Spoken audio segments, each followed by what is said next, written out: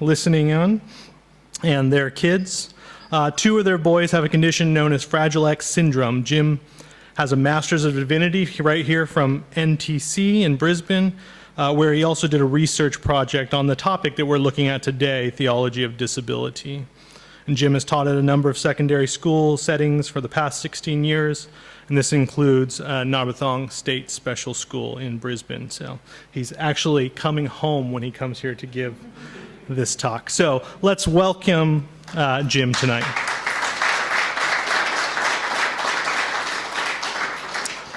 Thanks, Rob. It does feel like I'm coming home from my other home.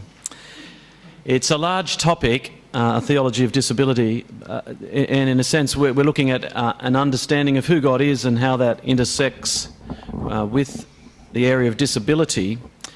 And the seminar title has changed slightly as I've been preparing over the last couple of months, because even at Christmas time we spend a lot of time with a family, as we often do at Christmas, who have a child with a very significant disability, and a question that often gets asked between the parents mostly is, where is the hope for people who journey with disability?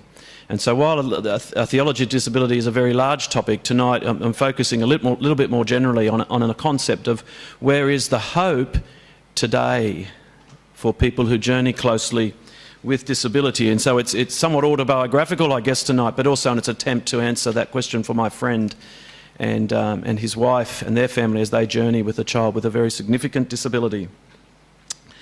To begin with tonight, though, it is helpful to frame it a little bit with an understanding of the various models which are used to describe disability. And the first model that is often used to describe disability is the medical model of disability. And most often that defines disability as a problem that needs curing. And most often that definition identifies the problem as being located with the individual. And so very often disability is seen in deficit terms. The person is seen in deficit terms. It's a genetic condition located with the individual, or another reason, a disease or a trauma or another health condition. A very negative construct. The charity model is one we would be familiar, the second of the most common models. And the charity model tends to look at people with impairments as those who need help, and others put themselves in the position of being the helpers. And often the money is raised by very well-meaning people, but often by emphasising the helplessness of a disabled person. The final model, the one that I guess most captures me this now, is called the social construction of disability, which actually sees the issue as mainly a creation of society.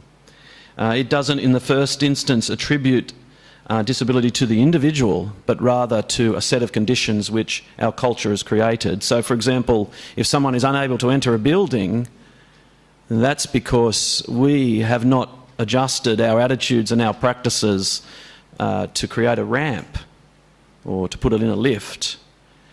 And so the emphasis of the social construction model is that it's we, in a sense, who must change. It's not that the person with the disability must change in order to fit in with us. It's in fact we who must change in order to make it possible for the person who has the disability to be included. And I'm very taken by that model. But it struck me on the plane up this morning, something that hadn't struck me before, which is that model, which has as part of it disability discrimination legislation of the last 25 years in Western cultures, in a sense says, we're a culture who is not including people with disabilities. Let's make it a law that you have to in a whole range of variety of ways. So we'll adjust our attitudes through legislation, we'll adjust our practices, we'll make it legally enforceable that you must do this, but then we still ask, having changed our attitudes and practices, we still ask people to come to us. And so in a sense it's still a come-to model. And it's a very good model in the sense that it is requiring us to adjust, But it's still requiring people to come to, in a sense, the society we've created. And that can be problematic. It can be problematic. And what I want to do tonight is, it's a sort of an approach which I've never actually hit upon before and in a clarified way. And I want to suggest that we embed this social construction of disability model with Christian ethics, with an understanding of who God is, so that, if you like, we might come up with a Christianised version of the social construction of disability model, that we might be encouraged to adjust our attitudes and practices in a way which doesn't require people to come to us, but encourages us to go to people. And so it is different to the social construction model. And that going to would be characterised by a whole range of understandings of who God is and how he interacted when he came in the form of Jesus, and who we are as people made in God's image. So that's what I'm trying to achieve tonight. Some kind of understanding that, yes, we would adjust our attitudes and practices, but that would lead us to more of a go-to model rather than a come-to model, even though it needs to still have a come-to aspect. Now we're going to watch. Now, I'll warn you, it's 6 minutes, the video, which is long to show at a seminar, I know, but I think it will help us identify more personally with the circumstances of many people. It's a Louis Theroux video, which I'm hopeful that Aaron will be able to bring up. Yep. And I'm hoping it will help us personalise.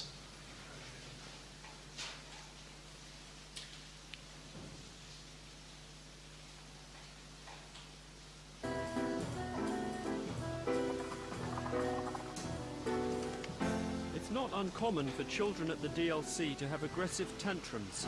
I was curious to meet one of these pupils. Hi. Hello, it's Sam. How are you? How was your day, Joe? Joey Morales Ward is 13 years old and lives in Morristown with his mother, Carol. Hi, Joey. Hi, Joey. That's what we do. Ooh, said cheese. Yeah. Were those chips good? Yes? Yes. Okay, now you got to be quiet because they're asking me a question about you. Who are woo said cheese. How are you, Joey? Sour cameras. Those are cameras, yes, but he asked you, how are you? Good. Good. Joey had a behaviour today. Yes, he did. He had a behavior today. The teacher said that he Boss. went after her, which means he got up from what he was doing and just went and started to attack her. And Boss. they had to restrain him. How often does that happen? At least once a day, sometimes twice. With Joey? Yeah, Every day? every day. Why does he do it? I want to say part of it is lack of communication, but I think at this point, because they've gotten worse in the last 2 years, I would say, is, I want to say, puberty. How does Joey fall on the autistic spectrum? Medically, he's considered severely autistic because of the lack of communication, but there's kids with communication that have more severe behaviors than him. It's a huge spectrum. And there's no one thing that you can say each kid has. Hi, Joey. Hi. Actually, about to. Louis. I'm Louis. Pay attention. He's wearing... Hi, Louie. If you could take the autism away, would you do it? Yes. I always pray for that miracle. And one day I was in church and my daughter says, Mom, do you know that God made him that way? So then I'm like, God made him that way to make me learn a lesson, probably. Hi, Kate. Say hi. Carol's daughter, Kate, is not autistic. Oh. Hi, kid. You don't want to say hi? You're being shy? That's okay. I'm just going to bring her in.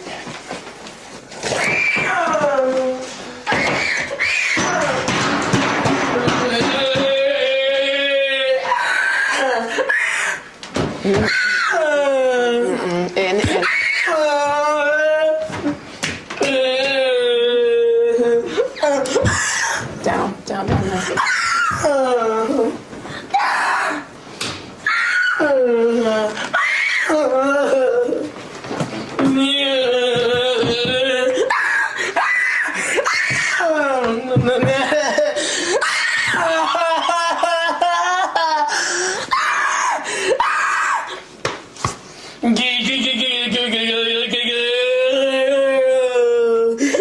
I might call my husband in. Would you mind? Tadeo! Hold his legs. Breathe. Go get some water, Tadeo. Oh, shall I get some water? Thanks.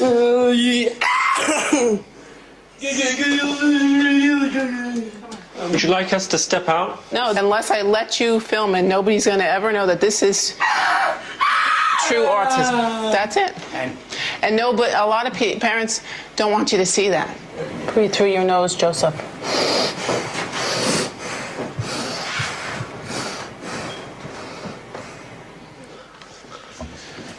You sorry? Sorry, yes. Okay. Can I have a kiss? Everything's okay now. Everything's okay now. Oh. Oh, wait, said she. Yeah, everything's okay. I'm Louis. Nice to meet you. How is that for you downstairs? Is that still an emotional thing to see that? It's very emotional. And I know he's getting, tall and bigger than me. And I know one day I can probably not control him at all. Sometimes he came after you and just punched you for no reason, right? If I said a word no, he's coming like a bulldog on the top of me, like a punch me. Does it ever affect how you feel about Joey? No. Well, when I remember when she was pregnant, and she told me how to baby boy. I was happy. I like him to be a doctor, lawyer, big things in my dreams. But in the end, 18 months later, I found out he's autistic, and now I don't care anymore. I'd be happy he can really be dishwasher or the dishwasher or landscaping guy. This sounds like a strange question, but does it make it harder to love him? No, I love him, It's like any regular child.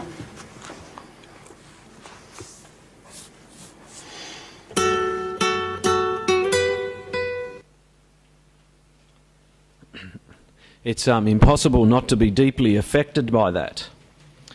And the concept that we're drawing out again tonight is that for many of us, we live in a parallel world to beautiful Joey and his mum and his dad and his sister.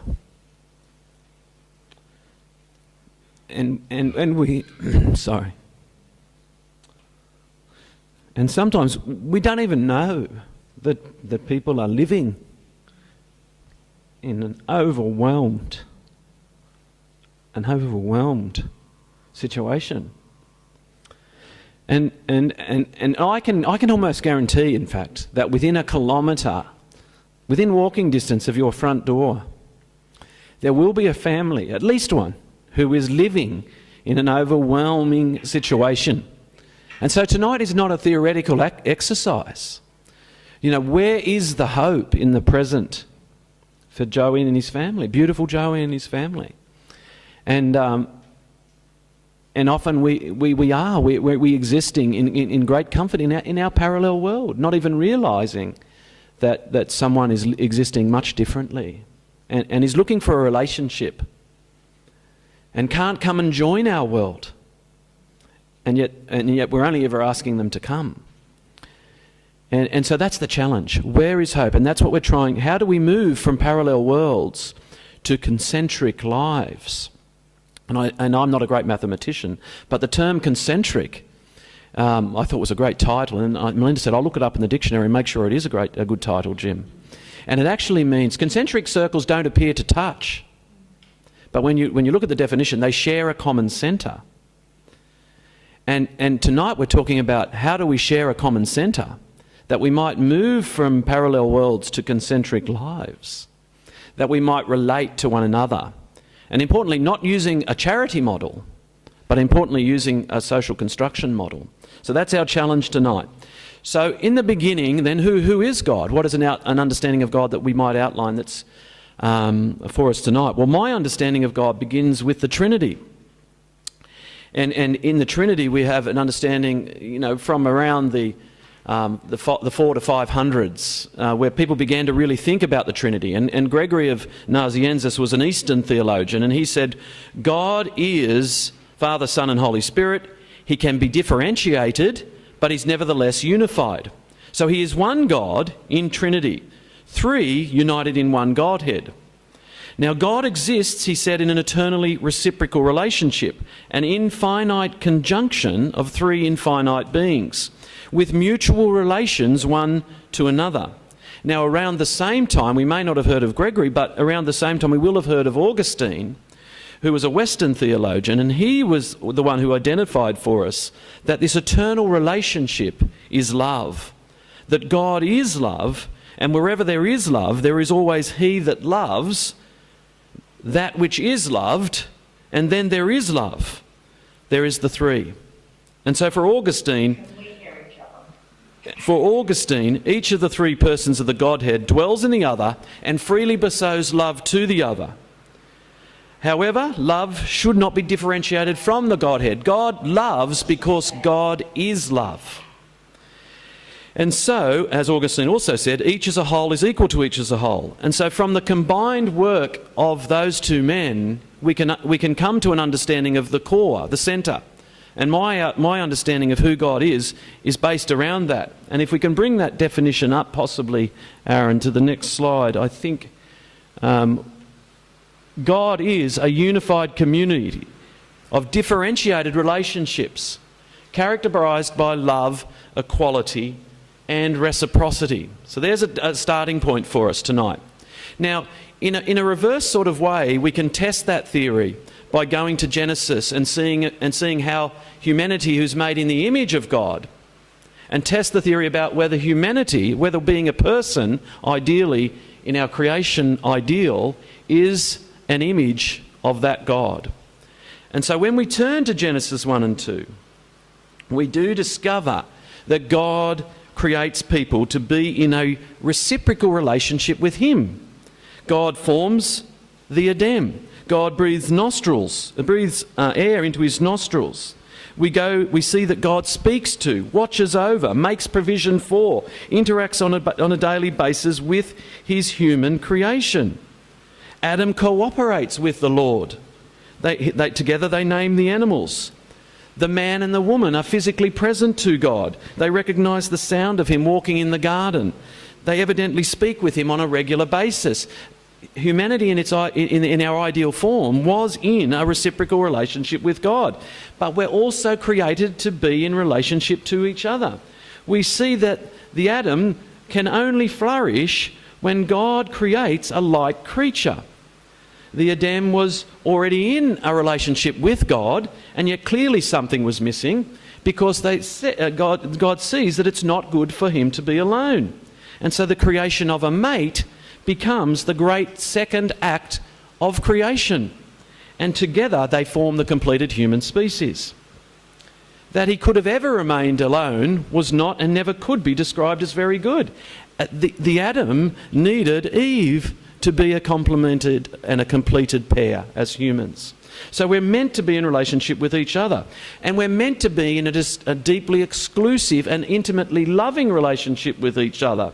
Now, there's a Wesleyan linguist, a Hebrew linguist by the name of Joseph Colson, who's done some intense work in this area, and it's very interesting. The verse which we know, which we'll all know, which says, "For this reason a man will abandon or leave his mother and father, and together they will become husband and wife and will become one flesh." He's done some intense work around this verse in terms of the Hebrew behind it. And rather than just translating it as leave, a more accurate translation would be to abandon. And it's to abandon in the sense of becoming unfaithful to all that's gone beforehand. And the two becoming one flesh would be more appropriately translated as cleave. To leave and to cleave. And the culture from which Genesis emerged In that culture, a man didn't leave his mother and father. And he didn't cleave in the sense that that word indicates, which is to cleave, is to become close to the point of being willing to lay down your own life for. To leave and to cleave was countercultural. And yet, in that context, in Genesis, the man was to leave his mother and father. Not to bring his wife as a subordinate into his father's household, beneath his father first of all, and certainly beneath him as her husband. No. To leave, to abandon, to become unfaithful to that cultural setup, and instead to be prepared to lay down his life for his wife. To leave and to cleave. Very intimate, very personal. And then the next part in our definition, one that the equality, the sense in which God in the Trinity is three equal persons, and God's intention for us as people to relate as equals. Now this is important. It's important for disability, because if we don't get the concept that God's intention is the equality of humanity, then we will always, or we're likely to degenerate, I believe, into a charity model, because we don't see people with disabilities as our equal. But God says clearly in Genesis, again, my creation intention is that men and women are created as equals. Now, I've left a photocopied handout out the door if you're interested in chasing the sort of the really close linguistic sort of reasons why this is established in Genesis. But the verse which is often translated as, it's not good for man to be alone, I'll make a helper suitable for him, because for Adam no helper was found, which often just has all these connotations of, well, Eve was created second, she's described as a helper. It almost, and then if you have already a hierarchical view of who God is, Father, Son and Spirit, so then when you think God's created people in his image, well, obviously he created Adam, then he created Eve. But all of that can be unpacked, and if we'll leave our patriarchal assumptions aside and then go delve into the Hebrew and its original forms, it's very clear that God created gender equality. And then, and more than that, that people, regardless of gender, ethnicity, regardless of any definition, regardless of people are created as equal. So, when we look at it that way, that God is this, and then people as created in God's image are created to live in a network of relationships where there is love, where there is equality, where there is reciprocity, then it's possible to move forward and think about people with disabilities. Do people with disabilities exist within a network of relationships? Well, ideally, God says, someone with a disability is a person every bit as much as someone without a disability. On the basis, first of all, that I hold them, says God, in a relationship. I saw their yet to be formed body. And God holds people with disabilities in a network of love. And ideally, they already exist in a network of love. In utero. And even at that point are both givers and receivers of love. And so there is reciprocity, there is equality. And we can build our understanding of what it means to be human from there. Ideally. But I wanted to point out two further things before we move on. That God is evidently a going-to God. In the beginning, God creates a space that is different from the perfection of his Trinitarian form, and he goes to and he creates. Following the completion of his creative work, it is evident that God continues to go to people. He meets with them in the garden. He walks with them in the cool of the evening. Even at the fall, God goes to and provides clothing. And right throughout the Old Testament, we understand and we see God going to people. In the Incarnation, if ever we needed an example of a God who is a going to God, it is in the Incarnation. And as mainstream Christians, we believe that at Pentecost, God came to us once more in the Holy Spirit. And we await that day, the second coming, when God will again come to us. And so God is evidently a going-to God. And so we have to sort of pack that away in the back of our mind for the moment. But one other point is that God longs to be our lavish host. That God, all of creation, was intended to provide the kind of existence that we could flourish. The kind of existence, the kind of framework for us to flourish in. Humanity is the goal of God's creation. And He wants to provide for us. And importantly, God goes to us. Not, I wouldn't say anyway, not as some would say, in order that He might judge and condemn. But that God comes to us to affirm, to provide opportunity, to be our host, even if we don't desire that. That is the way in which God goes to and comes to us. So moving forward a little in our thinking then, we move forward to the time of Jesus. Now, the culture was anything but God's creation ideal by the time of Jesus, particularly if you had a disability. The Greco-Roman philosophers suggested that human value is primarily social value and is determined by potentiality. They did not designate the status of being a human until after birth. Once they had established that that person would be a contributor to society. Now that's significant. So if you were determined to be someone who did not have that potential, then you weren't a person. And so what happened to you? You could be left on a Roman rubbish dump or taken out onto a hill. You weren't human. Your life was not as valuable because of the fact that you didn't have that designation of being human.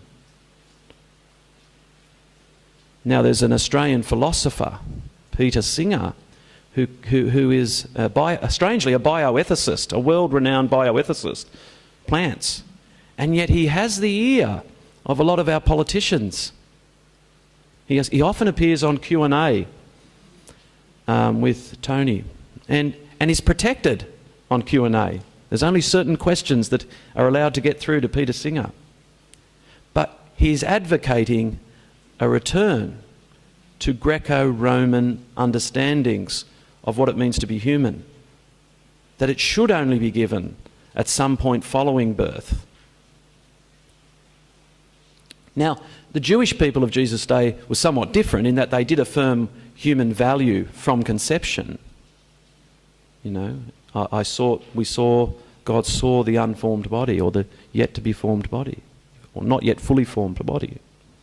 But sort of, I think, unfortunately, they were so bound up in their religious purity laws, so bound by them, that although they had a better understanding of what it means to be human, they very sadly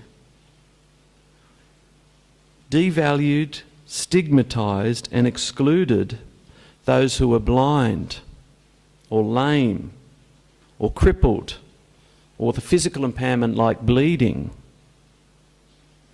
And this occurred on two levels. First of all, the person with an impairment was devalued as being defective, cursed, to use the terms of, some of the writings in Jewish literature. Such defective people were, with just a few exceptions, to be kept from entering the temple area while they remained unclean, which was a lifelong fate if you had a permanent disability. So you were kept away from community because you were ritually unclean. So is it any wonder that we see Jesus, when he encounters people, meeting them on the outskirts of towns, Or when the woman who had been bleeding for 12 years just snuck up in a crowd secretively. She didn't want to be identified. In fact, interestingly, in that account, her name is not provided because she was nameless. She didn't have an identity. Now, in his going, because you see, Jesus was a going kind of guy. In his going, Jesus encounters people who were stigmatized by Greco-Roman and Jewish culture. But Jesus is using some vastly different social construct to that which was being used by his culture. He didn't in any way believe that people with impairments should continue to be treated in that long-established way that had kept them in their social place. Rather, in Jesus' economy, a person's defining character is not their disability, nor is it the social constructions applied to them because of their condition. Rather, Jesus interacts with people knowing that they're valuable. Now importantly, not as if they are valuable, as if he construes them in a way which everyone knew that they were not. Jesus doesn't use the as if description. Jesus treats each person with a disability as worthwhile, as valuable, as a person made in God's image, because he actually knows that they are. Now, if we can, we're just going to see some of the characteristics of Jesus in a series of short sort of sentences with a little bit of short evidence that we really could elaborate on much more fully. But first of all, Jesus brings hope by going to the roads and the marketplaces to meet people where they are at. You will remember this. He meets the Gerasene man, thought not to be in his right mind, near the caves where he lives. He meets the woman who had been bleeding for 12 years in the town square. The woman who had been crippled for 18 years, he meets at her synagogue. The two blind men, they're met by the roadside where they're begging for their existence on the outskirts of town. Now, it's a really significant encounter that with the two blind men, because Jesus is... When that interaction occurs, Jesus is actually on the road to Jerusalem in the last week of his life. So that interaction occurs on the Sunday. By the Friday, he would be on the cross. No, he knows that's where he's going. Now, he had a lot on his mind. And yet, as he's walking along the road towards Jerusalem, two blind men shout out, "Jesus!" And there's enough textual evidence to suggest that even his disciples tried to keep those two men quiet. Don't bother the master. And yet Jesus, hearing them, calls out to them and engages with them. And he asks them a very important question. What do you want me to do for you? So Jesus meets people where they're at, on the roads, in the marketplaces, outside the caves, in their locations, the synagogue, their synagogue.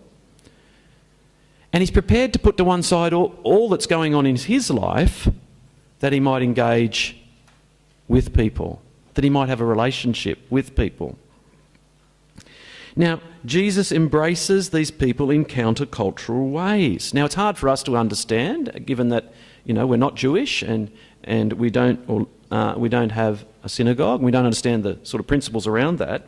But when Jesus saw that woman who had been crippled for 18 years in her synagogue, he speaks to her, calls her forward, and puts his hands on her. Now, a man just simply doesn't do that in that culture. Nor do you bring forward someone who is ritually unclean. I mean, she was right at the back of the synagogue. Jesus notices her. She's at the back because, in actual fact, she should probably not even be in there. And yet Jesus calls her forward and embraces her. Countercultural. The embrace Jesus provides is countercultural. He meets people's practical needs. What do you want me to do for you? Jesus said. Jesus doesn't have some sort of preconception around what program these people should be slotted into. He doesn't bring, this is what you need to do, to them. He actually just says, what do you want me to do for you? Now, I'd be interested if we asked Joey and his family, his mum and his dad and Joey's younger sister. See, most often we say, well, I know what Joey and the family need. You know, they need to come to our Saturday night games night. Now, I'm not being cynical there. My friend who lives in Kilcoy, who partly I'm writing this talk for, to answer the question, they're lonely. They had to move to Kilcoy because often what comes with disability is financial hardship.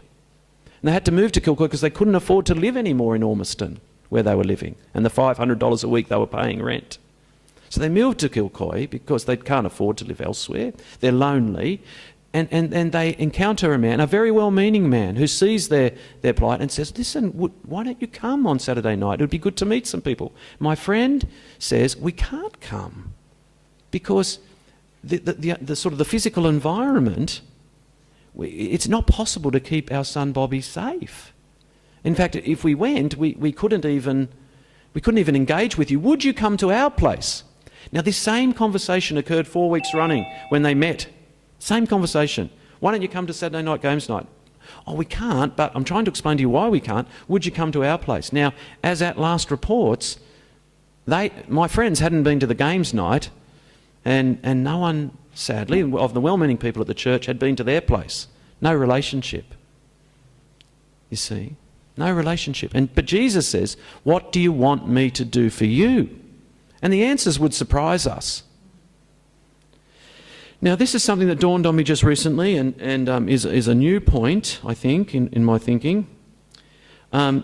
Jesus brings hope by prioritising the greatest need at any given point of a person's social status. Regardless of a person's social status, Jesus prioritises the greatest need. Now, when we look at the stories between that are kind of connected, the woman who had been bleeding for 12 years, which is a connected story with the healing of Jairus' daughter. Now, here we have Jairus, who's a male synagogue ruler, who sees Jesus, speaks to him about his dying daughter, and at the same time as that's happening, we have the perpetually unclean woman, who is nameless, who's excluded from the synagogue, who hears about Jesus and dares only to approach him secretively from behind and without addressing him. And she touches his cloak. So ritually, she's just, in Jewish terms, she's contaminated Jesus. So here's a situation where one might expect that a synagogue ruler, male, will be favoured, and whose daughter is dying, will be favoured over a ritually unclean woman who has also slighted Jesus by potentially conveying impurity to him. Surely Jesus will prioritise the influential and the powerful ruler. Surely it's in his interests of the mission to do that. Now, Jesus knows that he will heal Jairus' daughter, and so Jairus and his daughter need not worry. But Jesus, right at that point, says, where is the greatest need? It's the woman who's isolated and excluded and who has spent all her money on sham doctors who didn't fix her. So she's bankrupt, she's lonely, she's isolated from community. And right at that moment, Jesus says, where's the greatest need? And that's where he invests his time. She is prioritised over the wealthy, powerful, influential ruler.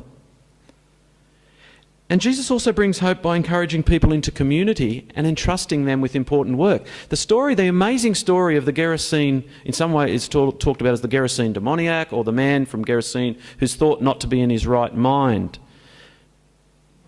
Now, I'm certainly not conflating the ideas of disability with demon possession. I'm not doing that. He was thought not to be in his right mind by the community. And interestingly, Jesus goes to him, is met by him, and following the healing, where everyone was amazed, he says to him, Go back to your hometown and tell people what I've done for you. And he goes back and becomes the first missionary to the Gentiles, a man who previously was running around naked, blood spattered, living in a cave. And through an encounter with Jesus, he is then given and entrusted with becoming the first Gentile missionary. Important work for someone who was so stigmatised and marginalised. And finally, in terms of how Jesus interacts, he gently insists that long-held attitudes and practices be adjusted to meet specific needs. When he called that woman forward from the back of that synagogue, do you remember who resisted? It was the religious rulers, the elite, who said, "No, Jesus, it's our practice that you do no work on the Sabbath." And Jesus gently insists that long-held religious practices are adjusted, are put to one side. Why? Because the greater need is the healing. And he was unpopular because of it. So if we move, there's some practices, there's some sort of principles around which Jesus interacted. But if we move forward today you'll see in your handout, if we move forward today to 2018 and we make a few observations about today, this year, where we're at in Western culture, there is no doubt that people with disabilities have benefited greatly, and families who journey with disability have benefited greatly from disability discrimination legislation and things such as the National Disability Insurance Scheme. There is great benefit there. And we are grateful to our culture for those provisions. It's what our culture is legally required to do now, of course. And of course the law can only compel us so far. Love will compel us further. But we're very grateful because it has helped. You know, one of our sons, for example, has resumed speech therapy because of the National Disability Insurance Scheme. We are grateful. Here in Brisbane you have the All Abilities Parks. They are a wonderful initiative which is starting to sort of sweep across Australia. What a wonderful provision from our culture. We have schools, state schooling systems that do a wonderful job in special education. Now we have some representatives from Narberthong. You know, I maintain that Narberthong, since about the late 1980s, has adjusted all of its attitudes and practices to offer a place of welcome to people with disabilities. But they've gone one step further. They haven't just slightly modified the curriculum and made it possible for people with disabilities to come in to the world of curriculum. It's a confusing world to me, and I'm a teacher of 25 years, the curriculum world. They've actually gone one step further. There is a phrase, they adopted a model from Europe, and there is a phrase that is used. We take the classroom to the student. Not we require the student to come to the classroom that we, in our wisdom, have set up. We take the classroom to the student. And so we don't require the student to leave their world and come to our world of curriculum. We say, no, let's adjust everything that we might have a child-centred approach. And at Narberthong, the child, in a sense, leads the process. And gathering, if you like, if you get that image of concentric circles, gathering around the child are physios, speech therapists, OTs, teacher aides, teachers, admin staff, all gathered around, centred on, in Narberthong terms, active learning as the core, so that the child might flourish. We don't require the child to come to us, we go to the child. It's a different approach. Now, there are other great things happening in our culture. The Catholic system in New South Wales is very good in special ed as well. But let's have some observations too about Western church culture. There are some great things happening. Christian Blind Mission worldwide, the Luke 14 initiative in Australia, Elevate initiative in New Zealand, the Mango Tree in Tonga. I've already mentioned the Catholic education system. There's also a school in Sydney called Pacific Hills Christian School, which is for the first time of any Protestant setup I know. The largest growing schooling system in New South Wales is the Anglican Schools Council. As far as I can tell, there is no provision whatsoever, even in the forward thinking or strategic planning, to in any way accommodate students with disabilities. None. Pacific Hills Christian School is the one school, one Protestant Christian school that I know that has made any accommodations. The Catholics are streets ahead.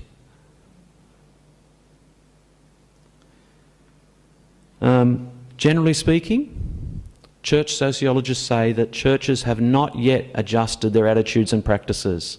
That's simply to bring people in, let alone talking about going to. So we're still working on the bring people in model. But statistically, I think in a recent survey in America said about 65% of churches knew what they had to do in order to adjust their attitudes and practices and their architecture, and less than 5% had done anything about it. So we haven't even we're not yet adjusted that. There's great potential, but we've not yet adjusted it to bring people in, even if they wanted to come in. But we certainly haven't turned our minds around to going and meeting in the marketplace, on the road, the family that lives 1 kilometre down from our front door. And so there's great potential. How then do we interact? Because God wants us to interact. One of the chief means that God's going to draw near is through us, the community. And he wants to draw near to affirm and value and bless and lavish hospitality upon. So, we'll run through quickly some ways. I think the first countercultural way is this. We affirm as Christians the value of a child from conception. I was at Ben's school the other day in Moss Vale, my son, my eldest son with Fragile X. He's sitting on his own, he was fine, he was just comfortable. He saw me across the playground, I walked over to him, sat down, and he said to me, "Dad, I am glad you are here." Put his arm around me, gave me a hug, and I said, "Ben, I am glad you are here.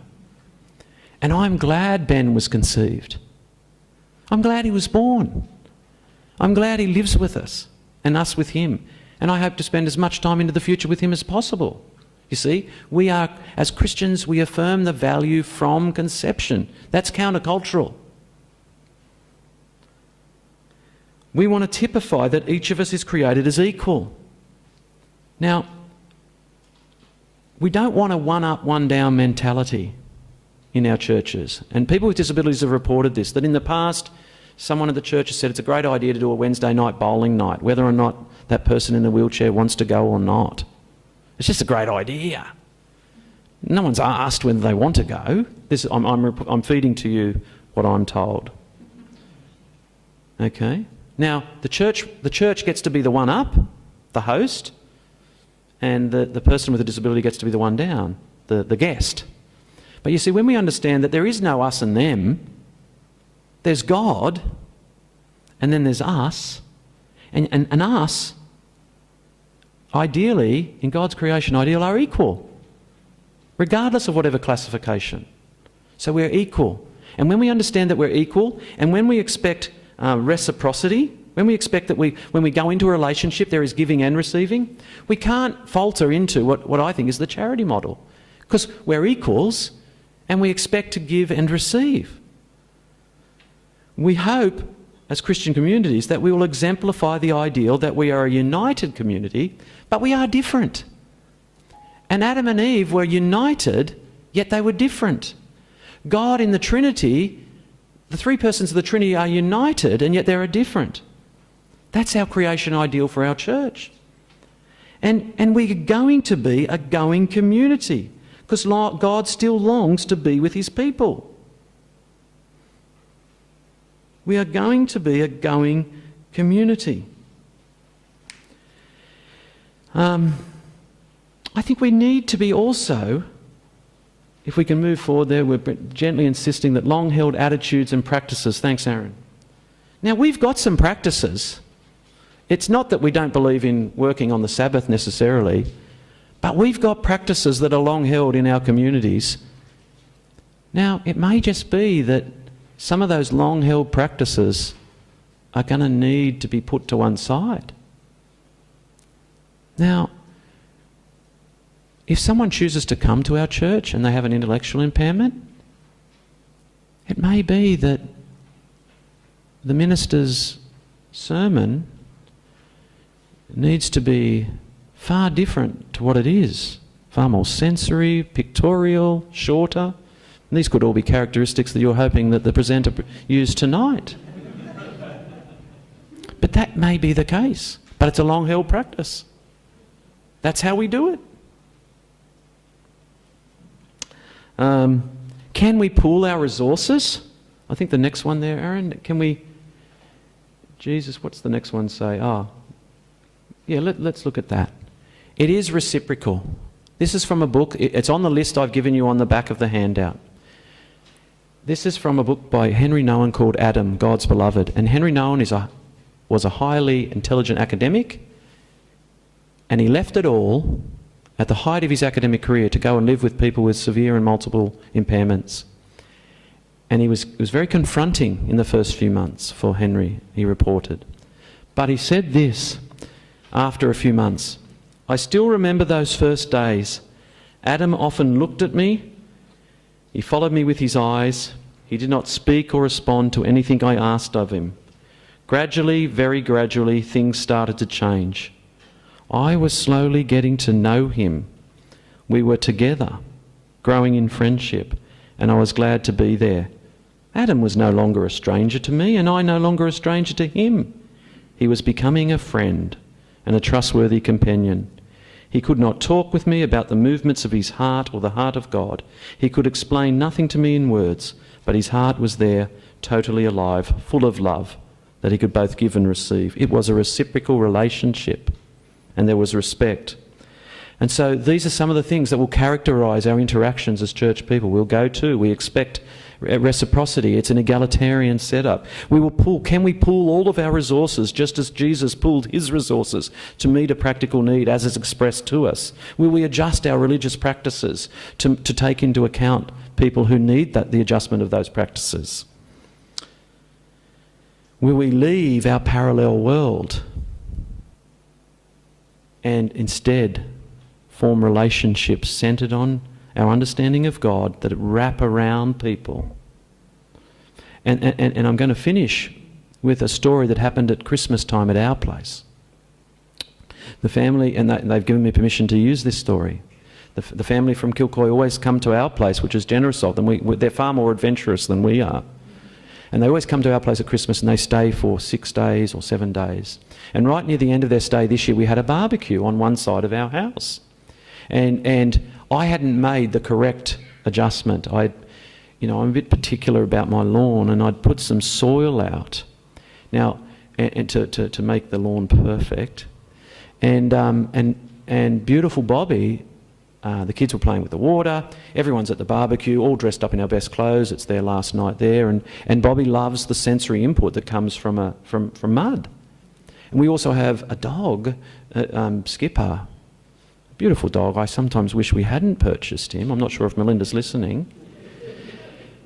And Skipper is going crazy. And then Bobby, when he gets really excited, his hands are muddy, he wants to give people hugs. Right, now everyone's got their best clothes on. Skipper, his feet are dirty. When he gets excited, he just wants to jump over people. Now Melinda picks up Skipper and takes him inside. And Bobby's mum sees that people are a bit nervous at the barbecue. So we're on one side of the house. They've got all really good clothes on.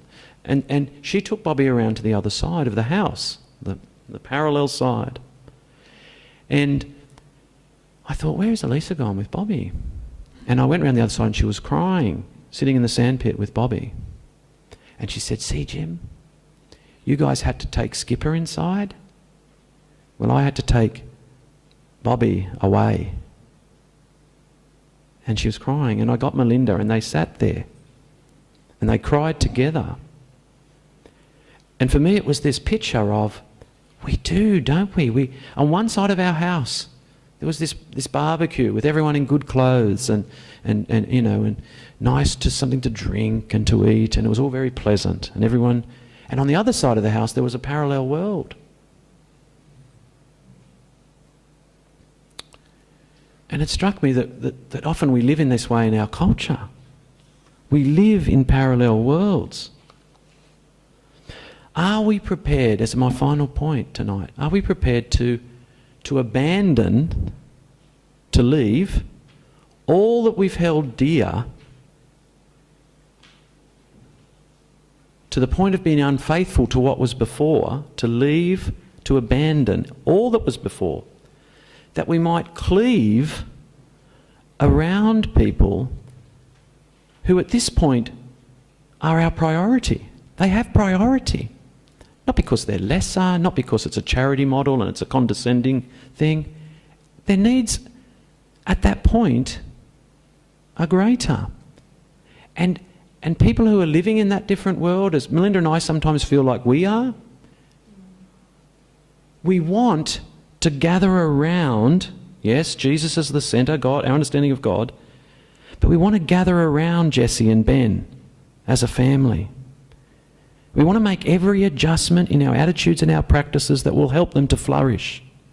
But in order for us to do that, we need another family who gathers around the centre, but who then gathers around us.